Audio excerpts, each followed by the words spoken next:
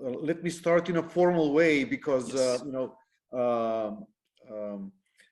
when I was preparing myself for this event, I wasn't sure about the composition of the audience, about the format. So excuse me if I'm too formal in some parts of my talk. So again, many thanks to the organizers for putting together, such a great event. I think it's the right time to do something like this, following, the outbreak of COVID and all the implications basically on economy and business, basically following the spread of the disease. I'm quite honored, I would say, and excited because the audience today is so diverse. I mean, I believe that apart from people from the academia, and the policymakers, as I can see, that people from development agencies, researchers, number of students in the audience as well. So in different parts of my speech, basically, excuse me if I'm using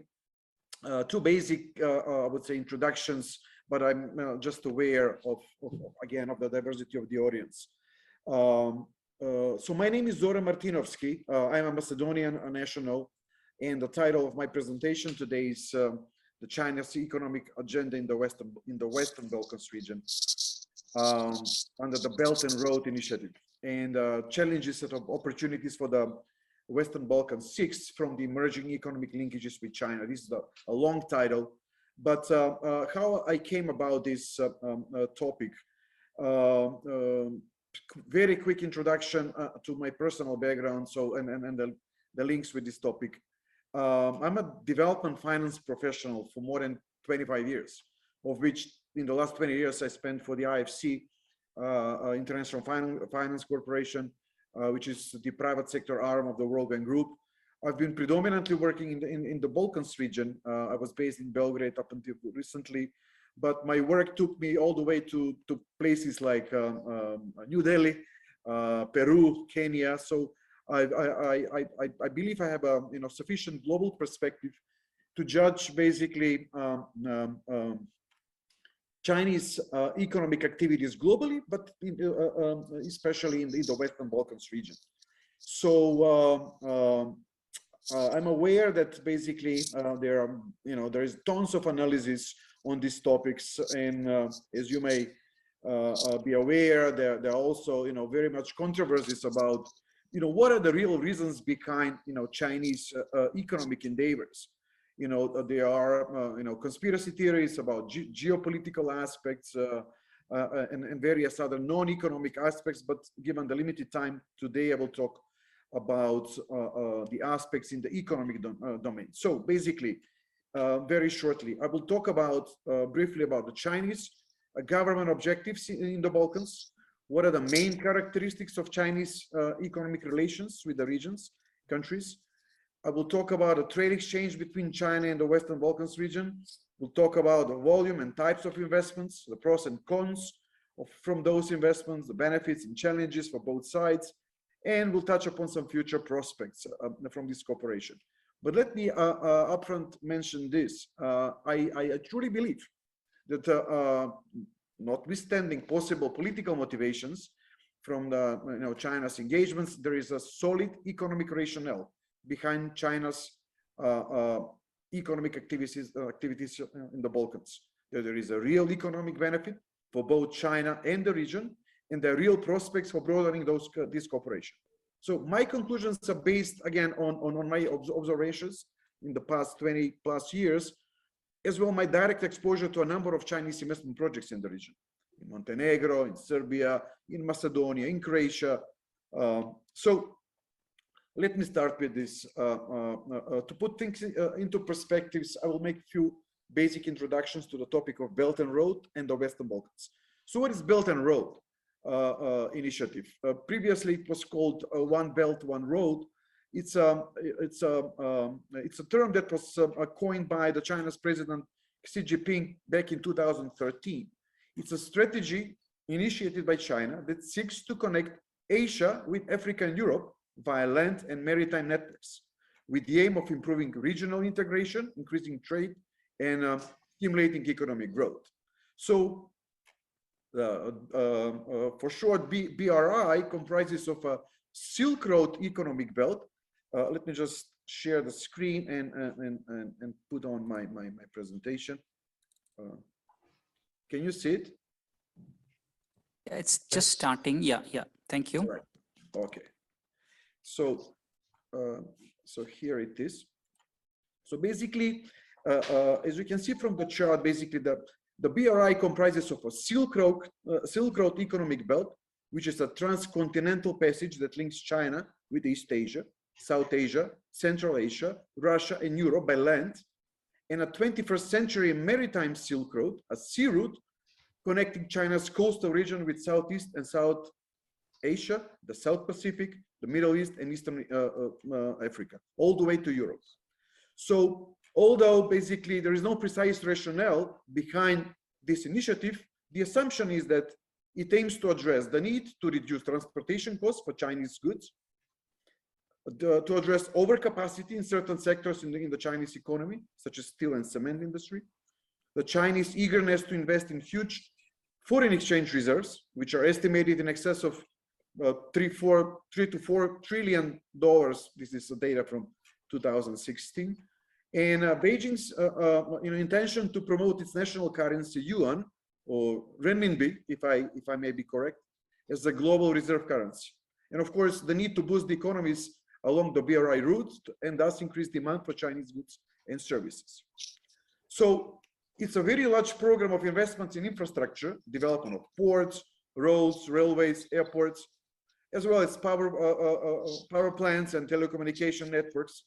So since the launch of this initiative, there are 138 countries which signed the MOU, Memorandum of Understanding with China. Now, about the Western Balkans region, again, since I mean, most of us, as I could see from the screen, coming from the region, no need to precisely describe the composition of the Western Balkans, but I will just say, for the benefit of our colleagues from Asia, that basically this region is pretty much the leftover from what it used to be former Yugoslavia, plus Albania, minus Croatia and Slovenia. So pretty much all these 6 countries, and here I include Kosovo, although China does not recognize Kosovo.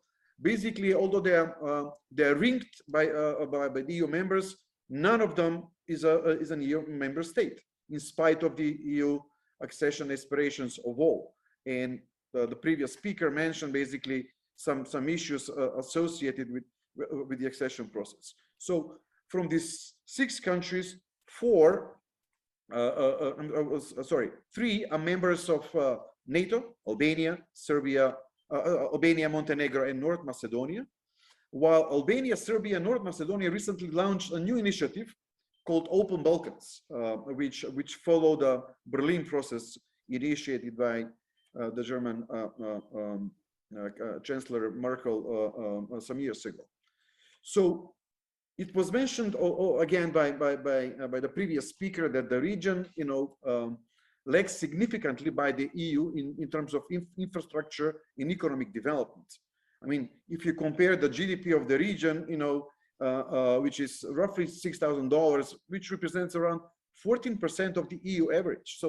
So basically, the region, lags behind in all aspects of economic life, and in its in desperate, I would say, need for more foreign direct investments. And again, EU, I mean, despite the proximity of the EU, the total volume of FDIs in the region is very, very low, I would say. I have the number here, which is less than 1% of the world FDIs in 2018. So let's take a closer objectives. How is China basically? What are the objectives of the Chinese government and how it engages basically in the Western Balkans? So let me first say that the Chinese government does not have a foreign policy framework for the Western Balkans as a region. China deals with the regional countries, mainly at a bilateral level. So basically, there is a mechanism called 17+1 mechanism, which is a platform for Chinese collective approach, basically in Central and Eastern Europe, which includes also the Western Balkans countries. But the Chinese approach doesn't basically make a difference between the EU and non-EU country, and that is quite specific, because in a way it's a hybrid model which China applies for the Western Balkans.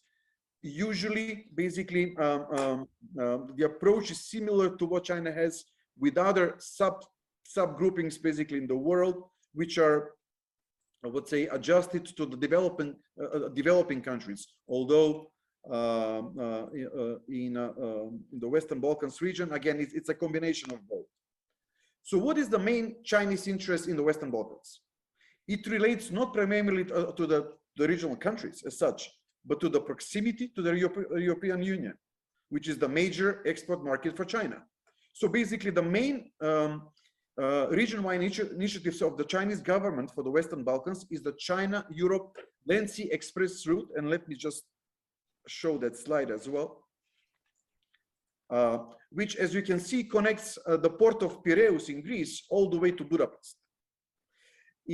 Back in 2009, the Chinese COSCO shipping company, a state-owned enterprise, acquired the assets of the port, and has a majority stake today in the Port Authority, and it has a subsidiary which operates the port container terminal. And in late 2019, COSCO also bought a majority stake in a Greek railway company, Piraeus European Asia Railway Logistics, or for short PEARL, and has a minority stake in the terminal in Budapest in Hungary. So basically, under the COSCO's influence, Piraeus became the busiest container port in the Mediterranean. The train link between Piraeus and Central Europe is linked to the network of China-Europe rail services via Budapest. So, and this I would say, project was used during the Corona crisis by the Chinese government to dispatch, medical supplies directly from China all the way to Belgrade in Serbia. Now, in relation to the Belt and Road Initiative, the two Western Balkans countries, which you can see in the map, Macedonia and Serbia, are by far most significant, with Serbia being the more relevant than Macedonia. So what else I wanted to say about this corridor? Basically, I would say that this project is, this corridor is not the only route for Chinese companies to Europe. Basically, there are other alternative entry points to reach Europe. The seaports, basically in Italy, Trieste, in Slovenia, Kopar, or Rijeka, in Croatia. But nevertheless, having in mind the special relations that China has with Serbia, with Hungary, and to some extent with, I would say, Greece and Macedonia, basically, it is expected that this corridor will going forward, basically, will become a core component of Chinese foreign policy in this region, using this initiative. Now, speaking about some economic points. So let me open this chart. So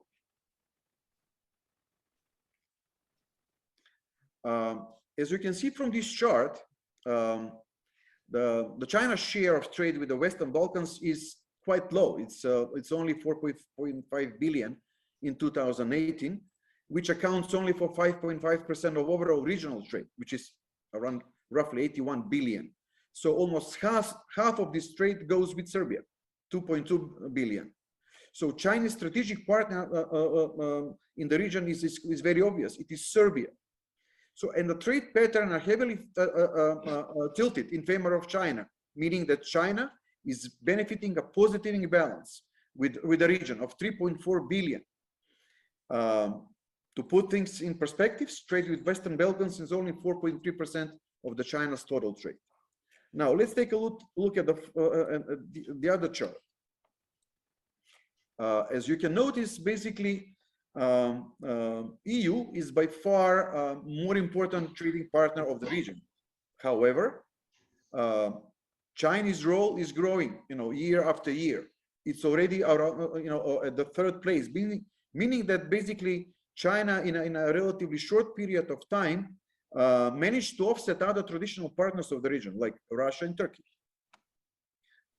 So,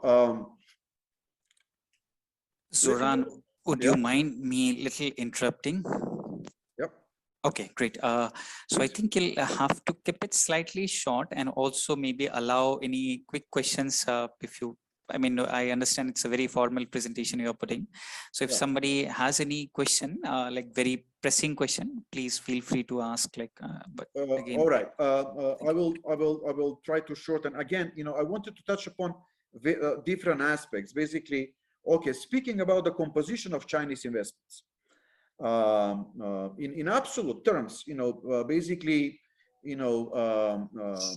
it's roughly, and this is a figure from 2019. So Chinese investments in the region are roughly 15 billion euros. However, this figure might be misleading because it comprises of two, actually, of two parts. One are Chinese greenfield investments, and the rest are contracts, meaning loans. So these are not equity investments. So basically, and which is an important point, because in terms of FDI contribution, China is still lagging behind the EU. Although some Chinese FDIs, like the ones in Albania, where they invested in the oil business, or recently in Slovenia, where they acquired the largest white goods manufacturing company, Gorenje, it's Hisense. These projects become, very important FDIs basically in the region. But still, the key aspects of China's, I would say, investment activities are the loans, and these loans are backed by the Chinese development banks, by Chinese export-import banks, by Chinese Exim Bank. Yeah. So what we are talking about are long-term loans with interest rates of quite favorable, 2 to 3%. However, the main criticism, behind this investment is behind these loan arrangements is lack of transparency, is weak environmental social standards applied on these projects, huge project completion delays. I mean, there are very few projects that have been completed. We know in Macedonia, basically, we are facing the issue of extension of the highway project. The same situation in Montenegro, even in Serbia and in Hungary. Basically, there are huge project delays. So what at the beginning looks as a very attractive, I would say, investment deal, it becomes very, very expensive.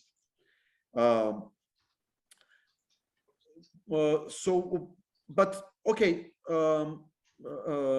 what are the interest for China, basically? Although this region looks, I mean, as a market looks quite limited market opportunity for China, still, basically, as I mentioned earlier, it's a major transport corridor which connects Piraeus to Western Europe. So that's very important aspect. The other thing is that the Chinese basically use their free capacities, free production capacities. Chinese, I mean, some of Chinese investments, they which made some, I would say, acquisitions, made a really good deal, in the absence of other, I would say, competing proposals. So, but what are the challenges, I would say?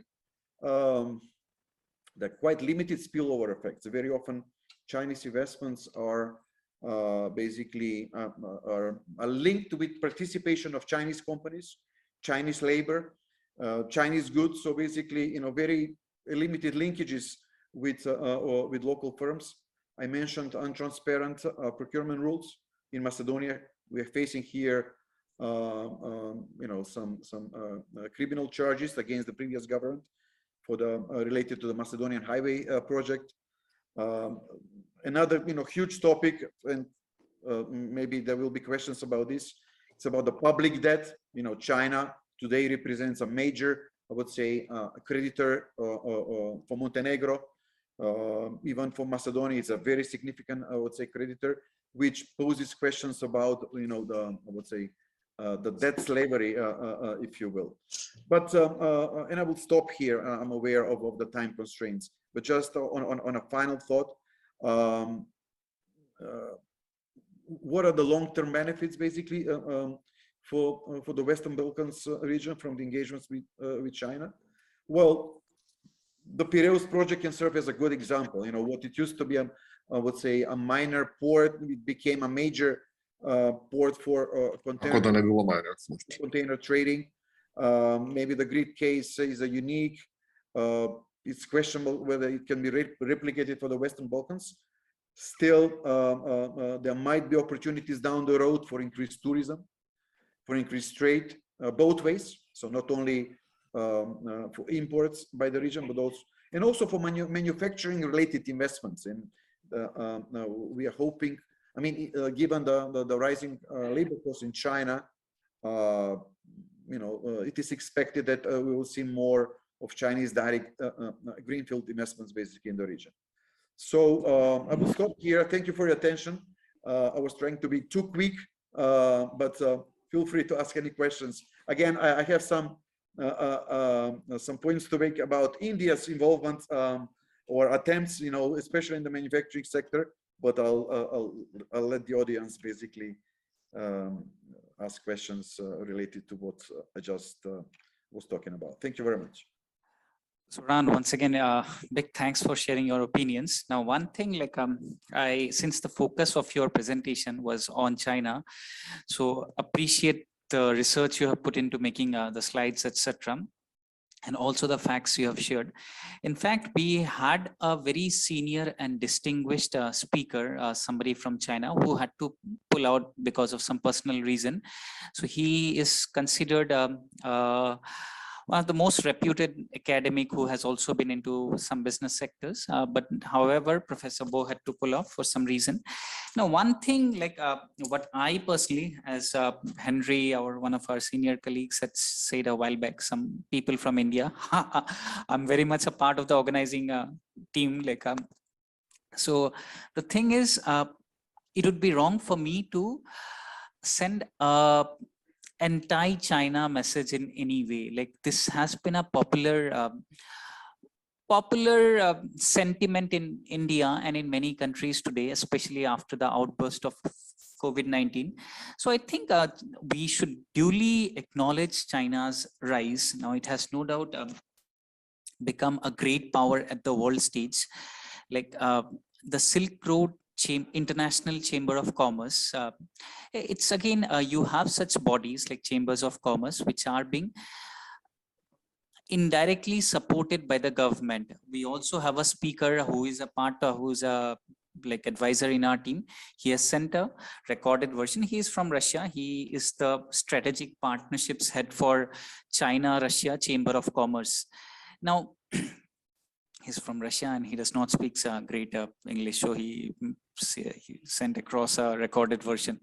So now what we see here, there is a growing sentiment against China. So a quick question to you: how do you think we can make China more accountable on some of its business partnerships? Now, how do you think in a smaller country like Montenegro or like Macedonia, how do you think a Chinese company, which also has support from the government, like all Chinese companies, most of the Chinese companies, they are actually being supported by the government also. So when it comes to financial accounting and some of the policies that they follow, which is quite common, like not all speakers may be aware of. So whenever Chinese companies start a mining project or any major project, so usually they bring in their own set of people. Now, how do you see, a quick answer, please no long. So how do you think financial accountability could be more rather imposed to them, because at times they go away with some financial opaqueness, and how do you think could be a right way for some of the Western Balkan countries to deal with Chinese companies, like which could be the better way? Mhm. Please, Thank you Zoran. for thank you for your questions. I mean, I think we need to differentiate between the two types of, I would say, Chinese companies being involved in this economic, I would say, engagements. Number one are Chinese contractors and subcontractors. Again, they have a specific task to do, and usually these projects are being financed by the Chinese development banks. So basically, they would need to comply with the technical requirements of the project. There is no need for anything specific related to local legislation. I would say, of course, they need to follow, local accounting practices. They need to exercise financial discipline if they're registered companies, but they have limited engagements with local, I would say, financial institutions, local banks. Everything is financed from China. When it comes to investors in large infrastructure projects, what I've seen before is that Chinese companies that have very limited knowledge about the market, what Chinese companies know well is to supposedly do projects in a more cost-effective way, but with sovereign guarantees. So basically, I've seen that all over again, that Chinese companies would participate on, I would say, different types of projects, including PPPs, public-private partnerships, whereby, for instance, projects in the hydropower sector or in transport, road transport or railway. And although the tender would call for, I would say, for merchant type of projects, meaning exposed to the market, I would say, forces, Chinese investors would always insist on state guarantees because they don't know the market. So if there is something that we could do for, I mean, as a region for prospective Chinese investors, is again to raise awareness, to educate, to share information so that they become more comfortable acting here on a non-sovereign basis. That's number one. Number two is, I would say, if they are, I would say, in need of local financing, they would need to adjust their business practices, their accounting standards, the financial practice. I mean, everything to what is, I would say, a local or European standard. This is missing, and let alone environmental and social standards and governance standards. As we are all aware, those so-called ESG standards, become a must if you want to deal with, for instance, international financial institutions. So again, many Chinese companies, they're quite comfortable acting in their domestic market, but when they come here, they are, I would say, they need help. Of course, they are the opposite examples. I mentioned Hisense, which acquired Gorenje, but these are global players, and they have resources and they have the knowledge. They have, financial means how to address basically these challenges associated with going to, unfamiliar markets. Have I answered your question? Absolutely, absolutely. So Zoran, thank you once again. I have a quick idea to share. Maybe if you could help us, or if you could write a white paper where 2 pages. So the standard practices the Chinese companies, or whether the very privately owned, or the ones like with some direct or indirect connections to the government. So some basic practices that the Chinese companies should follow while doing business with the Western Balkan countries. So if we can come up with a 2-pager white paper report, a short report, and we would be happy to circulate it to some of the chambers like we have been discussing with. So any other participant also, if you would like to collaborate, and Zoran, if you could do this, we should be most grateful, like as a follow-up thing. I will do my best. Again, although I'm a practitioner. Absolutely. I know we need the practitioner thoughts. In fact, not but, the. So it should be a short one. So please bear with this. So we should like collectively write. I say jointly write a solid report wherein we put in the points like these are the practices that should be applied while some of the companies, and we could like hand it over extensively to the chambers and also some of the national bodies. And I mean this. Why I say this? Because after the COVID ends, like it's more coming to a downward slide in some countries. So there would be a splurge of Chinese investments, which again is good, which I won't say is bad, but that needs to happen in a more mutually benefiting manner. So a small country like North Macedonia could be an easy prey for some bigger Chinese companies. I say companies, not the government. So I think it makes sense for us to educate the authorities and businesses, how they should probably go about. So Zoran, once again, a big thanks. You would have things to contribute like over the session.